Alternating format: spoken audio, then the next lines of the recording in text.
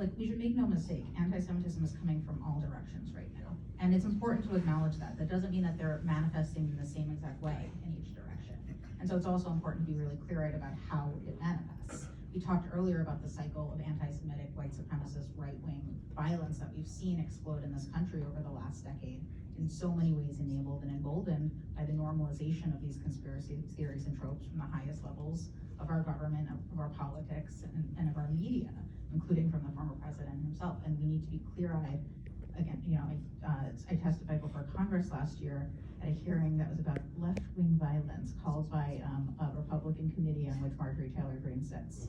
And I was brought in by the minority to talk about why, in fact, left-wing violence isn't actually a particularly massive problem in our politics right now. In fact, according to the ADL, every single extremist murder in the United States in 2022 and 2023 were committed by right-wing extremists.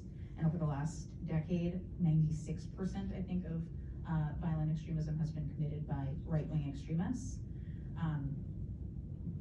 And so we need to be clear about how these threats manifest and where the vast majority of the violence is coming from. That doesn't mean that there isn't also a very real concern about left-wing anti-Semitism.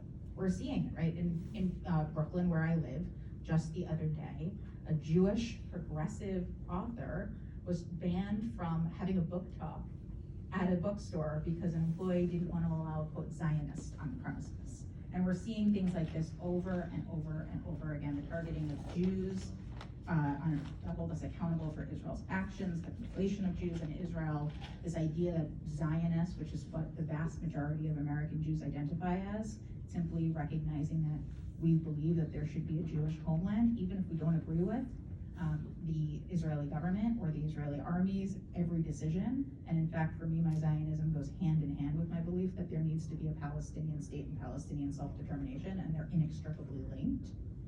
But we're seeing this normalization of the idea that Zionists should be banned and boycotted from bookstores or these lists of authors or musicians or artists. And what that effectively does is say that the vast majority of American Jews are not welcome in those spaces, or that they should be banned and boycotted.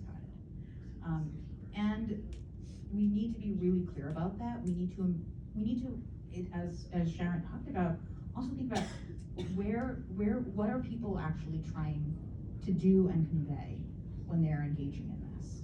Because the vast majority of protesters who are showing up on college campuses, or I might be talking about saying Zionists aren't welcome in certain spaces, might not even understand what Zionism is in the first place. And so how we are reaching across differences in both directions right now to help people understand what this actually means, how saying things like banning and boycotting Zionists from certain spaces is fundamentally anti-Semitic discrimination, and finding those opportunities for discussion while being very clear and having red lines about where it crosses into anti-Semitism that is harmful and unacceptable is on us.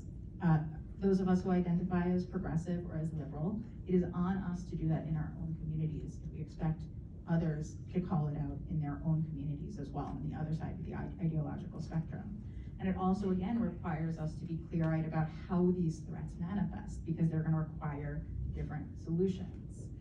But the last thing I'll say is that we were talking about this in the green room earlier, and we talked, and the Congresswoman talked about this before she left. Last night, for me, was a reminder of the fact that Jews have a home in the Democratic Party.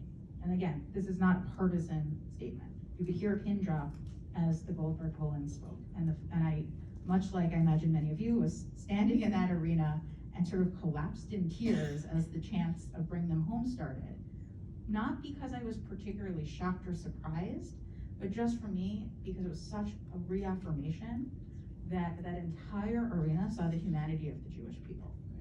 And that is important. And similarly, having Josh Shapiro, given all of these both smears from the right and concerns about, was he passed over for VP because he was Jewish, which of course was not the case.